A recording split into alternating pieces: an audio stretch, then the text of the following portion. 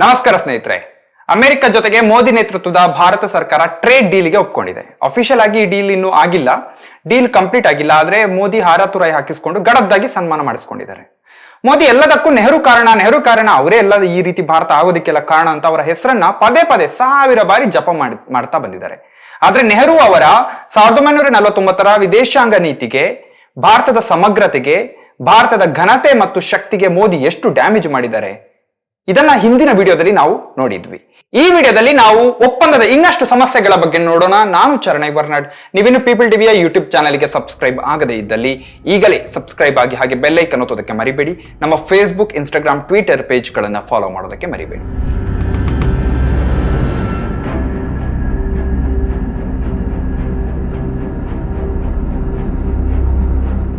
America ಭಾರತದ ಸರಕುಗಳ ಮೇಲಿನ 50% ಸುಂಕವನ್ನ 18%ಗೆ ಇಳಿಸೋದಕ್ಕೆ ಒಪ್ಕೊಂಡಿದೆ. ಟ್ರಂಪ್ ಪ್ರಕಾರ ಭಾರತ ಅಮೆರಿಕದ ಸರಕುಗಳ ಮೇಲೆ 0 ಸುಂಕ ಹಾಕಬೇಕು. ಆದ್ರೆ ಭಾರತ ಹಾಗೇನಿಲ್ಲ, ಅಮೆರಿಕದ ಸರಕುಗಳ ಮೇಲೆ ಸುಂಕ ಕಡಿಮೆ ಅಷ್ಟೇ ಮಾಡ್ತೇವೆ ಅಂತ ಹೇಳ್ತಾ ಇದೆ. ಅಲ್ಲದೆ ಭಾರತ ರಷ್ಯಾದಿಂದ ಇನ್ನು ಆಯಿಲ್ ಖರೀದಿ ಮಾಡುವಂತಿಲ್ಲ ಅಂತ ಡೀಲ್ ಆಗಿದೆ. ಭಾರತ ಅಮೆರಿಕ ಮತ್ತು ಅದರ ಕೈಯಲ್ಲಿರುವ ವೆನಿಜುವೆಲಾದಿಂದ ಆಯಿಲ್ ಪರ್ಚೇಸ್ ಮಾಡಬೇಕು ಅಂತ ಡೀಲ್. ಸೊ ಭಾರತ ಅಮೆರಿಕದಿಂದ $1/2 ಟ್ರಿಲಿಯನ್ ಮೌಲ್ಯದ ಇಂಧನ, ಕೃಷಿ ಉತ್ಪನ್ನಗಳು, ತಂತ್ರಜ್ಞಾನ, ಕಲ್ಲಿದ್ದಲು ಇತ್ಯಾದಿಗಳನ್ನು ಒಳಗೊಂಡಂತೆ ಅಮೆರಿಕದ ಸರಕುಗಳನ್ನು ಖರೀದಿಸೋದಕ್ಕೆ ಒಪ್ಕೊಂಡಿದೆ. $80 ಬಿಲಿಯನ್ ಬೋಯಿಂಗ್ ವಿಮಾನಗಳನ್ನು ಖರೀದಿಸಲು ಭಾರತ ಒಪ್ಕೊಂಡಿದೆ. ಇದು ಪರಸ್ಪರ ಲಾಭ ಮಾಡಿಕೊಳ್ಳುವ ಡೀಲ್ ಅಂತ ಪಿಯೂಷ್ ಗೋಯಲ್ ಹೇಳ್ತಾ ಇದ್ದಾರೆ. ಸೊ ಕೃಷಿಯನ್ನ ಈ ಒಪ್ಪಂದದಲ್ಲಿ ಸೇರಿಸಿಲ್ಲ ಅಂತ ಭಾರತ ಸರ್ಕಾರ ಹೇಳ್ತಾ ಇದೆ. ಸೊ ಕೃಷಿಯಲ್ಲಿ ರೈತರು ಸೇಫ್, ಅಂದ್ರೆ ಭಾರತದ ರೈತರು ಈ ಡೀಲ್ ನಲ್ಲಿ ಸೇಫ್ ಆಗಿದ್ದಾರೆ. ಅವರ ಕೃಷಿಯನ್ನ ಈ ಡೀಲ್ ನಲ್ಲಿ ಹಾಕಿಲ್ಲ ಅಂತ ಪಿಯೂಷ್ ಗೋಯಲ್ ಹೇಳ್ತಾ ಇದ್ದಾರೆ. ಆದ್ರೆ ಅಮೆರಿಕ ಮಾತ್ರ ತನ್ನ ಕೃಷಿ ಉತ್ಪನ್ನಗಳನ್ನೂ ಕೂಡ ಭಾರತದ ಮಾರುಕಟ್ಟೆಗಳಲ್ಲಿ ಮಾರೋದಕ್ಕೆ ದುಂಬಾಲು ಬಿದ್ದಿದೆ. ಸೊ ಈ ಡೀಲ್ ಭಾರತದ ಆರ್ಥಿಕ ಹಿತಾಸಕ್ತಿಗೆ ಎಷ್ಟು ಡ್ಯಾಮೇಜ್ ತರಲಿದೆ ಅನ್ನೋದನ್ನ ನೋಡೋಣ.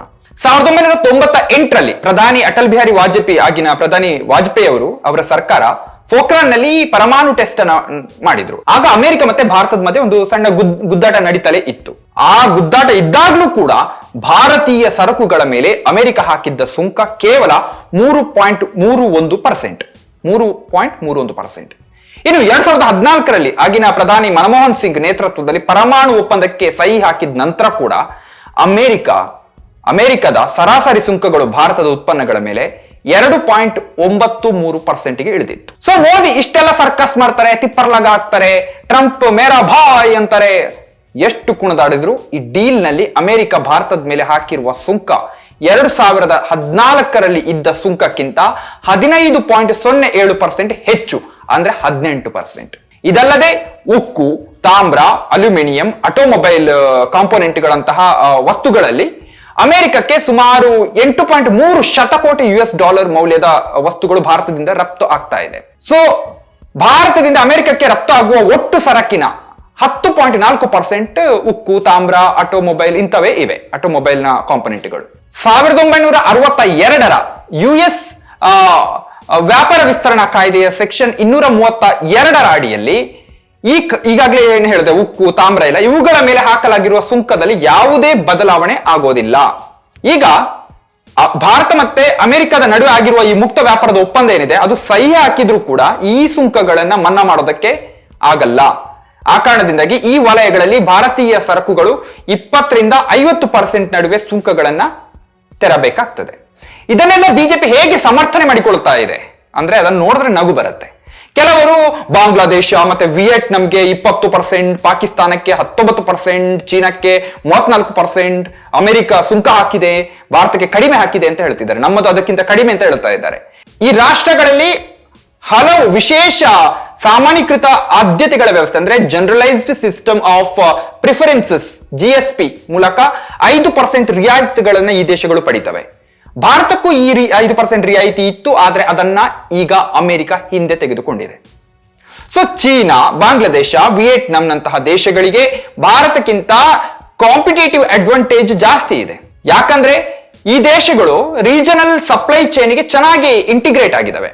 ಹೆಚ್ಚು FDI ಏನಂದ್ರೆ ಫಾರಿನ್ ಡೈರೆಕ್ಟ್ ಇನ್ವೆಸ್ಟ್ಮೆಂಟ್ ಏನಿದೆ ಅದನ್ನ ಆಕರ್ಷಿಸ್ತಾ ಇವೆ. ಡೀಪರ್ ಸಪ್ಲೈ ಚೈನ್ ಮತ್ತು ಸ್ಟ್ರಾಂಗ್ ಮ್ಯಾನುಫ್ಯಾಕ್ಚರಿಂಗ್ ಹಬ್ಸ್ ಇವೆಲ್ಲ ಈ ದೇಶಗಳಲ್ಲಿ ಇವೆ.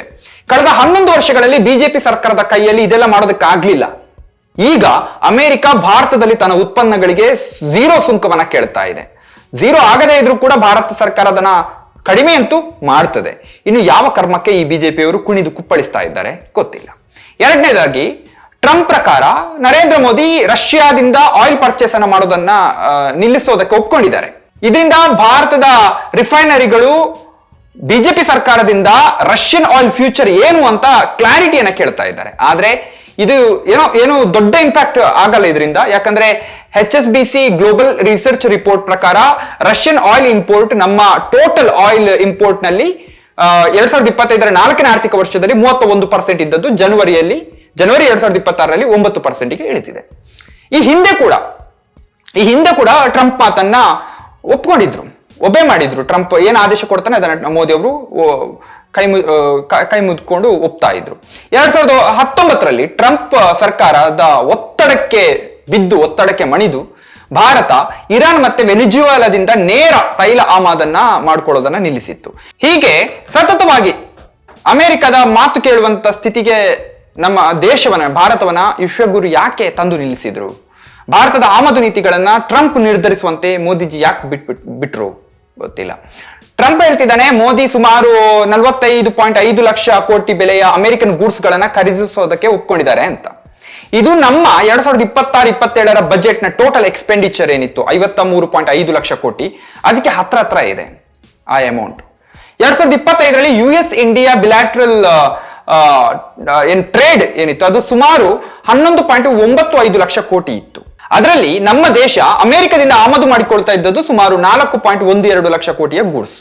ಈಗ ಟ್ರಂಪ್ನ ಮಾತಿಗೆ ಜೈ ಹೇಳಿ ನಾವು ಇನ್ನು 41.6 ಲಕ್ಷ ಕೋಟಿ ಬೆಲೆಯ ಸರಕುಗಳನ್ನ ಅಮೆರಿಕದಿಂದ ಆಮದು ಮಾಡಿಕೊಳ್ಬೇಕು.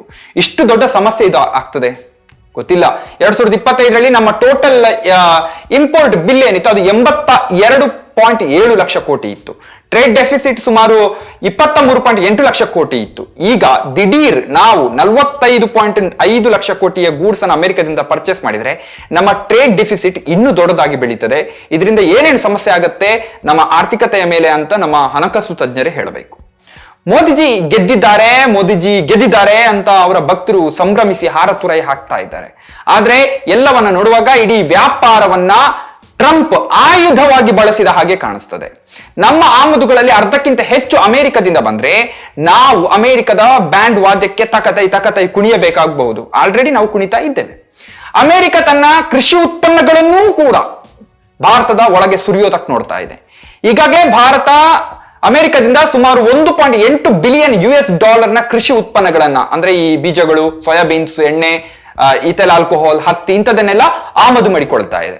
ಈ ಹೊಸ ಟ್ರೇಡ್ ಡೀಲ್ ಏನಿದೆ ಇದರಿಂದ ಭಾರತದ ಒಳಗಡೆ ಅಮೆರಿಕದ ಕೃಷಿ ಉತ್ಪನ್ನಗಳು ಬರ್ತವೆ ಅಂತ ಚರ್ಚೆ ಹುಟ್ಟಿದಾಗ ಅದಕ್ಕೆ ಪ್ರತಿಪಕ್ಷಗಳು ವಿರೋಧ ಮಾಡಿದಾಗ ಇಲ್ಲ ನಾವು ಅದಕ್ಕೆಲ್ಲ ಬಿಡಲ್ಲ, ನಮ್ಮ ಕೃಷಿ ವಲಯ ಸೇಫ್ ಅಂತ ಪಿಯೂಷ್ ಗೋಯಲ್ ಹೇಳಿದ್ರು. ಆದ್ರೆ ಅಮೆರಿಕದ ಕೃಷಿ ಕಾರ್ಯದರ್ಶಿ ಬ್ರೂಕ್ ರೂಲಿನ್ಸ್ ಅವರ ಈ ಪೋಸ್ಟ್ ಅನ್ನ ನೋಡಿ, ಹೊಸ US ಭಾರತ ಒಪ್ಪಂದವು ಹೆಚ್ಚಿನ ಅಮೆರಿಕನ್ ಕೃಷಿ ಉತ್ಪನ್ನಗಳನ್ನ ಭಾರತದ ಬೃಹತ್ ಮಾರುಕಟ್ಟೆಗೆ ರಫ್ತು ಮಾಡ್ತದೆ, ಬೆಲೆಗಳನ್ನ ಹೆಚ್ಚಿಸ್ತದೆ ಮತ್ತು ಗ್ರಾಮೀಣ ಅಮೆರಿಕಕ್ಕೆ ಹಣವನ್ನ ಪಂಪ್ ಮಾಡ್ತದೆ ಅಂತ ಅವರು ಬರೆದಿದ್ದಾರೆ. ಅಮೆರಿಕ ತನ್ನ ಗ್ರಾಮೀಣ ಭಾಗಕ್ಕೆ ಹಣ ಸುರಿಯೋದಕ್ಕೆ ಅಲ್ಲಿ ಬೆಳೆದ ಕೃಷಿ ಬೆಳೆಗಳನ್ನ ಭಾರತದಲ್ಲಿ ಮಾರಾಟ ಮಾಡೋದಕ್ಕೆ ಎಲ್ಲಿಲ್ಲದ ಪ್ರಯತ್ನ ಮಾಡ್ತಾ ಇದೆ.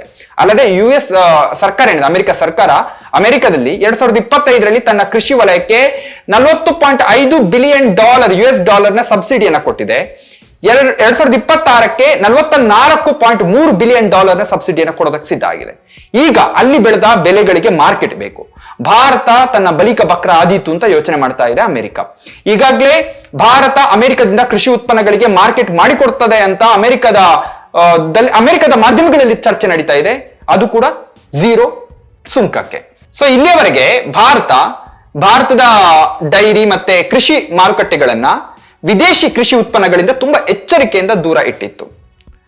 ಬೇರೆ ದೇಶದ್ದು ನಮ್ಮ ದೇಶಕ್ಕೆ ಬಾರದ ಹಾಗೆ ನೋಡ್ಕೊಳ್ಳೋದಕ್ಕೆ ತುಂಬಾ ಎಚ್ಚರಿಕೆ ವಹಿಸಿತ್ತು.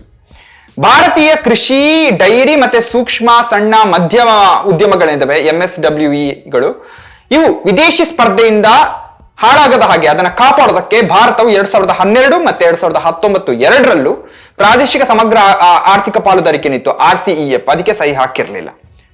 ಆದ್ರೆ ಈಗ ಈ ಡೀಲ್ ನ ನಂತರ ಆ ಡೀಲ್ ಅಲ್ಲಿ ಕೃಷಿಯನ್ನ ತರೋದಿಲ್ಲ ಅಂತ ಹೇಳ್ತಾ ಇದೆ ಬಿಜೆಪಿ ಸರ್ಕಾರ. ಆದ್ರೆ ಅಕಸ್ಮಾತ್ ಭಾರತ ಅಮೆರಿಕದ ಕೃಷಿ ಉತ್ಪನ್ನಗಳನ್ನ ಭಾರತದಲ್ಲಿ ಬಿಟ್ರೆ ನಮ್ಮ ರೈತರ ಕತೆ ಅಧೋಗತಿಗೆ ಹೋಗ್ತದೆ. ಇಡೀ ಕೃಷಿ ವಲಯದ ದೊಡ್ಡ ಪ್ರತಿರೋಧವನ್ನ ಸರ್ಕಾರ ಎದುರಿಸಬೇಕಾಗಿ ಬರ್ತದೆ. ಸೊ ಇಲ್ಲಿ ಕೆಲವು ಪ್ರಶ್ನೆಗಳಿವೆ ಮೋದಿಜಿಗೆ ಮತ್ತೆ ಬಿಜೆಪಿಗೆ, ಆದ್ರೆ ಉತ್ತರಗಳು ಬರಲ್ಲ. ಸೊ ಈ ಡೀಲ್ ಏನಿದೆ, ಇದು ಮಾಡಿದ ಸಮಯವನ್ನ ನೋಡಿ. ಈ ಡೀಲಿಗೂ ಅಮೆರಿಕ ಗೌತಮ್ ಅದಾನಿ ಮೇಲೆ ಮಾಡಿರುವ ಆರೋಪಗಳಿಗೂ ಸಂಬಂಧ ಇದೆಯಾ? ಆ ಆರೋಪಗಳನ್ನ ಕಡಿಮೆ ಮಾಡೋದಕ್ಕೆ ಈ ಡೀಲ್ ಮಾಡಲಾಗಿದೆಯಾ ಅಂತ. ಸೊ ಎಪ್ಸ್ಟೀನ್ ಫೈಲ್ ನಲ್ಲಿ ಮೋದಿ ಅವರ ಹೆಸರು ಇದೆ, ಆಮೇಲೆ ಅವರ ಸಂಪುಟದಲ್ಲಿರುವ ಹರ್ದೀಪ್ ಪುರಿ ಸಿಂಗ್ ಅವರ ಹೆಸರು ತುಂಬಾ ಬಾರಿ ಇದೆ. ಅದಕ್ಕೂ ಈ ಡೀಲನ್ನು ಒಪ್ಕೊಳ್ಳೋದಕ್ಕೂ ಸಂಬಂಧ ಇದೆಯಾ? ಭಾರತದ ಸಂಸತ್ತನ್ನ ಸಂಪೂರ್ಣವಾಗಿ ಬಳಸದೆ ಬೈಪಾಸ್ ಮಾಡಿ ಯಾಕೆ ಈ ರೀತಿಯ ಪ್ರಮುಖ ನಿರ್ಣಯಗಳನ್ನು ತೆಗೆದುಕೊಳ್ಳಲಾಗ್ತಾ ಇದೆ? ಭಾರತದ ಆರ್ಥಿಕ ಮತ್ತೆ ಭೂ ರಾಜಕೀಯ ನೀತಿಗಳನ್ನು ನಿಯಂತ್ರಿಸಲು ಟ್ರಂಪ್ ಅನ್ನ ಯಾಕೆ ಬಿಡಲಾಗ್ತಾ ಇದೆ? ಈ ಡೀಲ್ ಎಲ್ಲ ಓಕೆ, ಆದ್ರೆ ಮೋದಿ ಟ್ರಂಪ್ಗೆ ಭಾರತದ ವಿದೇಶಾಂಗ ಮತ್ತೆ ಆರ್ಥಿಕ ನೀತಿಯ ಪ್ರಮುಖ ಅಂಶಗಳನ್ನು ನಿರ್ಧರಿಸಲು ಸಂಪೂರ್ಣ ಸ್ವಾತಂತ್ರ್ಯ, ಕಾರ್ಟ್ ಬ್ಲಾಂಚ್ ಅನ್ನ ಕೊಟ್ಟಿದ್ದಾರೆ. ಯಾಕೆ? ವಾಣಿಜ್ಯ ಒಪ್ಪಂದದ ಹಿಂದೆ ಭಾರತದ ಸಾರ್ವಭೌಮತ್ವ ಮತ್ತೆ ರಾಷ್ಟ್ರೀಯ ಹಿತಾಸಕ್ತಿಗಳನ್ನ ಅಮೆರಿಕದ ಕೈಗೆ ಒಪ್ಪಿಸುವುದು ಎಷ್ಟು ಸರಿ? ಪ್ರೈಮ್ ಮಿನಿಸ್ಟರ್ ಮೋದಿ ಮತ್ತೆ ವಿದೇಶಾಂಗ ಸಚಿವ ಜೈಶಂಕರ್ ಅವರು ಯಾಕೆ ಟ್ರಂಪ್ ಆಡಳಿತಕ್ಕೆ ಇಷ್ಟೊಂದು ಮಂಡಿಯೂರಿದರೆ ತಲೆಬಾಗ್ತಾ ಇದ್ದಾರೆ? ಬಹುಶಃ ಈ ಡೀಲ್ ವಿಚಾರದಲ್ಲಾಗ್ಲಿ, ಎಪ್ಸ್ಟೀನ್ ಫೈಲ್ ನಲ್ಲಿರುವ ತನ್ನ ಮತ್ತೆ ಹರ್ದೀಪ್ ಪುರಿ ಸಿಂಗನ ಮತ್ತೆ ಅನಿಲ್ ಅಂಬಾನಿಯ ಇತರರ ಹೆಸರು ಬಂದ ವಿಚಾರದಲ್ಲಾಗ್ಲಿ, ಅಥವಾ ಜನರಲ್ ನರಾವಣೆಯವರು ತಮ್ಮ ಪುಸ್ತಕದಲ್ಲಿ ಬಿಜೆಪಿ ಸರ್ಕಾರದ ಬಗ್ಗೆ ಬರೆದಿರುವ ವಿಚಾರದಲ್ಲಾಗ್ಲಿ ಮೋದಿಜಿ ಉತ್ತರ ಕೊಡ್ತಾರೆ ಅಂತ ನಂಬೋದಕ್ಕೆ ಸಾಧ್ಯನೇ ಇಲ್ಲ. ಪಾರ್ಲಿಮೆಂಟಿನಲ್ಲಿ ವಿಪಕ್ಷಗಳ ಬಾಯಿಯನ್ನ ತನ್ನ ಪಪ್ಪೆಟ್ ಸ್ಪೀಕರ್ ಅನ್ನ ಬಳಸಿ ಅವರು ಮುಚ್ಚಿಸ್ತಾ ಇದ್ದಾರೆ. ಮಾಧ್ಯಮಗಳ ಮುಂದೆ ಬಂದು ಪ್ರೆಸ್ ಮೀಟ್ ಅನ್ನ ಅಟೆಂಡ್ ಮಾಡೋದಕ್ಕೆ ಅವ್ರಿಗೆ ಗೊತ್ತಿಲ್ಲ, ಅಷ್ಟು ಧೈರ್ಯ ಅವರಿಗೆ ಇಲ್ಲ. ಯಾವಾಗ ದೇಶದ ಪ್ರಶ್ನೆಗಳಿಗೆ ಮೋದಿ ಉತ್ತರಿಸ್ತಾರೋ ಆಗ ಅವರು ಆಹಾರ, ತುರಾಯಿ, ಶೋಭನೆ, ಭಜನೆ, ಪೂಜೆ, ಸನ್ಮಾನಗಳಿಗೆ ಅರ್ಹರು ಅಂತ ನಾವು ನಂಬ್ತೇವೆ ಅಷ್ಟೇ.